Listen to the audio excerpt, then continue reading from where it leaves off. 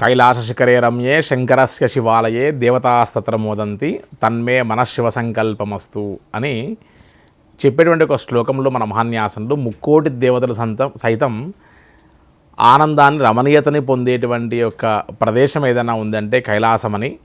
మన బొందితో కైలాసము అంటామంటే మన సజీవ దేహంతో ఒక్కసారైనా సరే మనం బ్రహ్మలోకానికి కానీ విష్ణులోకానికి కానీ వెళ్ళలేము. కానీ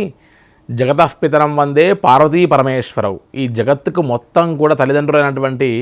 పార్వతీ పరమేశ్వరుల యొక్క నివాసం ఆవాసమైనటువంటి కైలాస యాత్రకు మాత్రం మనం వెళ్ళి తరించవచ్చు. మన శరీరంతో సజీవ దేహంతో మనం భూలోకం పైన ఉన్నటువంటి యొక్క స్వర్గం అది అని చెప్తూ, ఇతర మతస్థుల్లో ఒకసారి గమనిస్తే ఇటు మక్కా కానీ లేకపోతే జెరూసలం ఎటువంటితే వెళ్తారో అదేవిధంగా ప్రతి హైందవ సంస్కృతి సాంప్రదాయానికి అనుబంధంగా ఉన్నటువంటి